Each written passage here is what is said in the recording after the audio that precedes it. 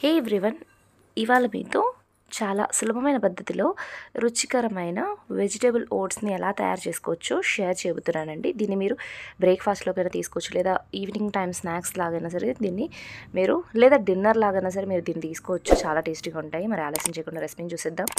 అలానే రెసిపీని చూసే ముందు ఛానల్ కనుక కొత్తగా విజిట్ చేస్తుంటే తప్పకుండా ఛానల్ని సబ్స్క్రైబ్ చేసుకుని పక్కన బెల్ని క్లిక్ చేసేయండి. దీని ద్వారా నెక్స్ట్ ఛానల్లో నేను ఈ వీడియో పెట్టా దాని నోటిఫికేషన్ అందరికన్నా ముందు మీ వరకు చేరుతుంది.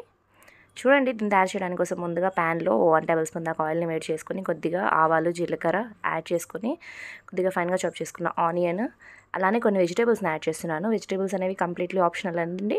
మీ దగ్గర ఏవైతే అవైలబుల్లో ఉన్నాయో ఆ వెజిటేబుల్స్ని మీరు ఇక్కడ యాడ్ చేసుకోవచ్చు. నేనైతే కొద్దిగా బాగా సన్నగా తరుక్కున్న క్యారెట్, బంగాళదుంప, అలానే కొన్ని స్వీట్ కార్న్, పచ్చిమిర్చిని యాడ్ చేసుకున్నాను. ఆ తర్వాత కొన్ని బీన్స్ని కూడా నేను యాడ్ చేసుకున్నాను. ఇప్పుడు ఇదే విధంగా దాన్ని కలుపుకుంటూ 5 మినిట్స్ పాటు సాట్ చేసేసుకుంటాము వెజిటేబుల్స్ని. ఆ తర్వాత మధ్యలో ఇందులో కొద్దిగా రుచికి సరిపడా సాల్ట్, అలానే 1/2 టీ స్పూన్ దాకా పసుపుని కూడా యాడ్ చేసేసుకోండి. ఆ తర్వాత మన వెజిటేబుల్స్ 5 మినిట్స్ పాటు సాట్ అయిపోయిన తర్వాత ఆల్మోస్ట్ కుక్ అయిపోతాయండి. ఇందులోకి ఈ స్టేజ్లో ఏం చేస్తారంటే ఒక పాస్తా మసాలా ప్యాకెట్ని యాడ్ చేసేసుకోండి. ఒకవేళ మీ దగ్గర లేకుంటే నార్మల్ మ్యాగీ మసాలా దొరుకుతుంది కదా, దాన్నైనా సరే మీరు యాడ్ చేసుకోవచ్చు. ఒకవేళ 2 లేవు అనుకుంటే సాంబార్ మసాలా అయితే ఖచ్చితంగా ఉంటుంది కదా, దాన్నైనా సరే ఒక 1 స్పూన్ యాడ్ చేసేసుకోండి. యాడ్ చేసుకొని జస్ట్ 1 మినిట్ పాటు దాన్ని సాట్ చేసుకున్న తర్వాత కొద్దిగా సన్నగా చాప్ చేసుకున్న టొమాటోని ఇందులోకి యాడ్ చేసుకున్నానండి. ఒక మీడియం సైజ్ టొమాటోని తీసుకొని టొమాటో మెత్తబడేంత వరకు కుక్ చేసుకోవాల్సి వస్తుంది. ఆ తర్వాత ఇందులోకి వాటర్ అనేది యాడ్ చేసుకున్నాను. నేను ఇక్కడ 2 గ్లాసుల దాకా వాటర్ని యాడ్ చేసుకున్నాను. ఒక చిన్న గ్లాస్ ఓట్స్కి నేను 2 గ్లాసుల వాటర్ యాడ్ చేస్తున్నానండి, గుర్తుపెట్టుకోండి.